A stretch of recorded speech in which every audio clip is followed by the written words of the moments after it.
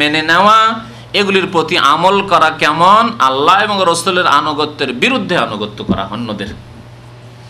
যেটি কেমন তা শোনেন অধ্যায়ে বলছেন।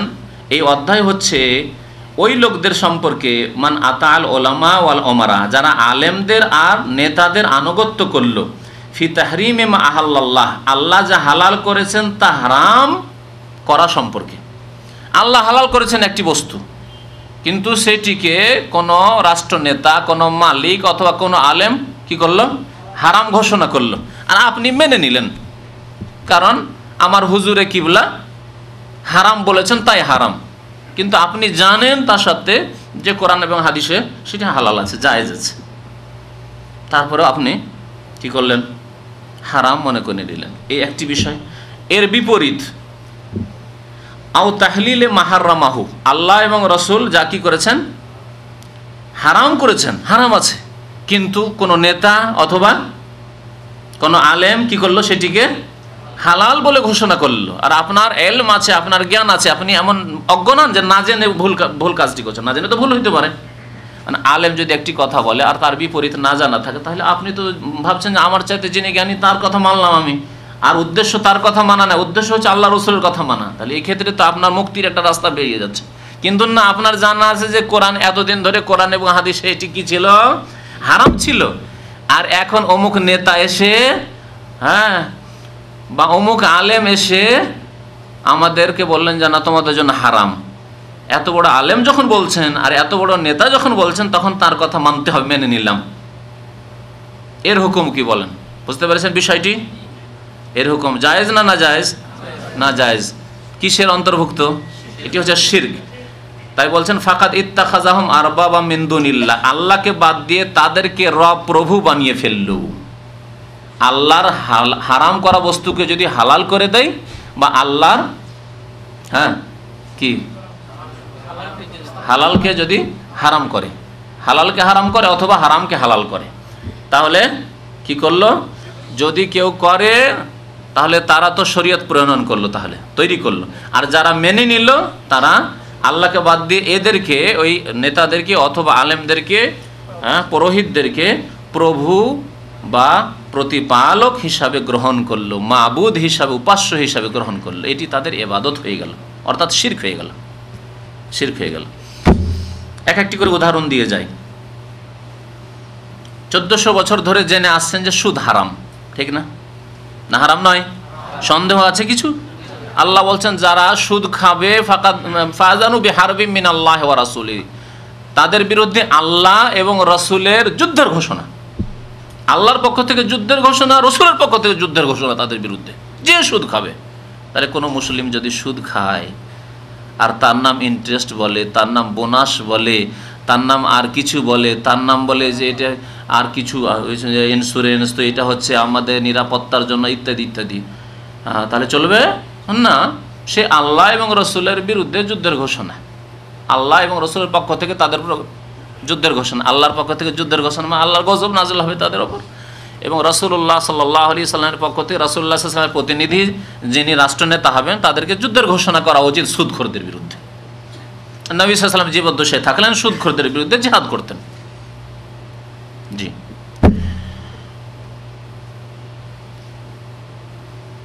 মদ, মদ হারাম না হালাল? জানা আছে, মুসলমানদের জানা আছে মদ হারাম। কিন্তু আজকাল মদ, কাফের দেশের অনুকরণে অনেক মুসলিম ফাসেকরা মদ খেয়ে যাচ্ছে পানির মতো করে। যদি বলে যে না, আজকাল আর মদকে হারাম করা যাবে না, হারাম বলা যাবে না, তাহলে যদি দেশের লোক মেনে নেয় যে আমাদের যখন রাষ্ট্রীয় আইন যে মদ হারাম নয়, বৈধ, আর মদ যদি কেউ খায় তো বাধাও দেওয়া যাবে না, মানতে হবে, দেশের আইন মানতে হবে, তাহলে কি করলো? শিরক করলো। সেই নেতাদের, সরকারের আইনকে মেনে সে মুশরিক হয়ে গেল। আর একটা বাস্তব, এগুলি হয়তো একটু অবাস্তব লাগছে কিন্তু আছে, কেউ যদি মদ খায় বাধা দিতে পারবেন? ইসলামিক দেশে, সৌদি আরবটা বাদ দিয়ে অন্য দেশের কথা বলেন, বাধা দিতে পারবেন না? আপনি জেনার কথা বলেন, জেনা সম্পর্কে আজকাল অমুসলিম বিশ্বের আইন মুসলিম বিশ্বে বিরাজ করছে, এই সৌদি আরব ছাড়া। কি জেনা দুই প্রকার, এক হচ্ছে দুইজনের সম্মতিতে মিয়া বিবি রাজি, হ্যাঁ, দুইজনে ফ্রেন্ডশিপ হয়েছে, বন্ধুত্বের ছেলে যুবক যুবতীতে বন্ধুত্ব হয়েছে আর জেনা করছে, আমরা রাজি। আর সাবালিকা, তাহলে সারা বিশ্বের আইন কি, তাদের বিরুদ্ধে কেউ যদি কোনো কথা বলে সে আসামির কাঠগড়ে হাজির হবে, সে হচ্ছে অপরাধী। কেন বললে? তাদের বাধা দিলে, যৌন স্বাধীনতায় কেন বাধা দিলে? মুসলিম বিশ্বে আইন বিরাজ করছে। তাহলে এর নাম জেনা নয়। কোরআন এবং হাদিসে এর নাম জেনা কিনা? না রাজি হলে জায়েজ হয়ে যাবে?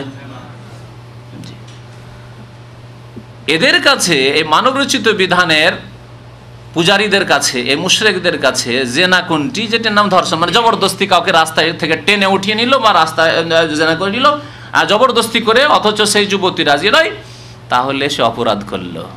এটি অপরাধ হলো। বুঝতে পেরেছেন? কোরআন এবং হাদিসে দুটি জেনা, দুটি হচ্ছে জেনা। তাহলে এসব যে আইন রয়েছে, যেসব দেশে, যদি দেশবাসীরা মনে করে যে আইনের শ্রদ্ধাশীল হইতে হবে, দেশের সংবিধানের শ্রদ্ধাশীল হইতে হবে, যে কথাগুলি আজকাল বলা হচ্ছে, সুতরাং আইনে আছে যে যদি সম্মতির সাথে জেনা হয় তো একে জেনা বলা যাবে না। যেমন বেশ্যাবৃত্তিকে আজকাল বেশ্যাবৃত্তি বলা জায়েজ নয়। কি? হ্যাঁ, ওদেরকে ওই বেশ্যা মহিলাদেরকে বলতে হবে যৌনকর্মী। পত্রিকায় এসেছে, পত্রিকায়, বাংলা পত্রিকা তোরা বলছি, যদি কেউ বেশ্যা বলে তাহলে তাকে আসামের কাঠগড়ায় হাজির হয়ে জেলখানায় যেতে হবে। যে কেন বেশ্যা বললে? মানহানি করলে না তুমি ওই মহিলার? সে যৌন ব্যবসা করছে, হ্যাঁ যৌনকর্মী, সে কর্ম করছে। আপনি লেবার, আপনি শ্রমিক, সে এক রকমের শ্রম করছে। বুঝতে পারছেন? এগুলি হলো কুফরি আইন। জি, তো যদি কেউ মেনে নেয় যে সংবিধানের শ্রদ্ধাশীল হয়ে মেনে নিতে হবে যে যৌনকর্মী বলবো, আমরা বেশ্যা বলবো না, একে জেনা বলা যাবে না, তাহলে ফাকাদ ইত্তাখাযাহুম আরবাবা মিন দুনিল্লাহ, আল্লাহকে বাদ দিয়ে সেই সরকারকে, সেই নেতাকে, অথবা এইরকম কোনো আলেমও যদি এরকম কোনো কিছু করে তাহলে তাদেরকে রব বানিয়ে ফেললো, মুশরিক হয়ে গেল। আলেম ওলামাদের ক্ষেত্রে তো আরো বহু উদাহরণ আছে, কারণ আমাদের দেশে তরিকতের শেষ নেই। যে যে তরিকার মুরিদ ওই পীরের তরিকা ছাড়া অন্যদিকে দেখতেও পারবে না, অন্য কিতাব পড়তেও পারবে না, নিষিদ্ধ। হ্যাঁ, কোরআনও পড়বে না, কোরআনের তাফসিরও পড়বে না, হাদিসও পড়বে না, পড়বে কি? তার তরিকার কিতাব, তার তরিকার কিতাব পড়বে এবং তার তরিকাতে যা আছে তাই মানবে। অথচ তার জন্য হয়তো স্পষ্ট করে দেওয়া হলো, অনেক সময় হয়তো একজন জ্ঞানী ব্যক্তি, কোরআন সুন্নাহর জ্ঞানী, তার কাছে সত্যের ডাক পৌঁছে দিল, সত্যের আওয়াজ পৌঁছে দিল, অর্থাৎ তাওহীদের কথা পৌঁছে গেল, কবর মাজার পূজা শিরক এই কথা পৌঁছে গেল, কবরে সেজদা করা শিরক, কবরে গিয়ে খাসি মোরগ জবাই করা শিরক, আল্লাহ ছাড়া অন্যের জন্য মান্যত করা শিরক, এসব কথা পৌঁছে গেল। তাহলে তো সে জেনে নিল, ঠিক কিনা, যে কোরআন এবং হাদিসে আল্লাহ ছাড়া অন্যের যে ইবাদত বন্দেগী, এগুলি আল্লাহ ছাড়া অন্যের কাছে দোয়া করা শিরক, এসব জেনে নিল। তারপরেও তার পীরের তরিকাতে আছে যে ওরুসের মেলাতে যেতে হবে, ওখানে গেলে খাসি মোরগ নিয়ে যেতে হবে, ওখানে গিয়ে খাসি মোরগ জবাই করতে হবে, পীরের মাজারকে সেজদা করা এটি হচ্ছে তাজিমি সেজদা, সম্মানের সেজদা, এগুলি শিখিয়ে রেখেছে, এগুলি শিখিয়ে রেখেছে। তাহলে কোরআন এবং হাদিসের আলোকে সে জানলো যে এগুলি শিরক, তারপরেও যদি আনুগত্য করে আপন তরিকার আলেমদের, পুরোহিতদের, তাহলে তাদেরকে রব বানিয়ে ফেললো, যা আগের জাতিগুলি ইহুদি নাসারারা করেছে। ইবনে আব্বাস রাদিয়াল্লাহু তাআলা আনহু সাহাবী, আব্দুল্লাহ বিন আব্বাস রাদিয়াল্লাহু আনহুমা, তায়েফে তার ইন্তেকাল, কবর রয়েছে তায়েফে। তিনি বলছেন, ইউশিকু আন তানজিলা আলাইকুম হিজারাতুম মিনাস সামাহ, আমাকে আশঙ্কা লাগছে যে তোমাদের ওপর আকাশ থেকে পাথর বর্ষণ হবে, আমাকে আশঙ্কা লাগছে যে তোমাদের ওপর আকাশ থেকে পাথর বর্ষণ হবে। কেন? আকুলু কালা রাসূলুল্লাহ সাল্লাল্লাহু আলাইহি ওয়াসাল্লাম, আমি বলছি যে আল্লাহ রসুল বলেছেন, ওয়া তাকুলুন, আর তোমরা বলছো যে আবু বকর ওমর বলেছেন। দেখছেন, আল্লাহ রসুলের কথার সামনে যদি আবু বকরের কথা পেশ করা হয়, অথচ আবু বকর কে?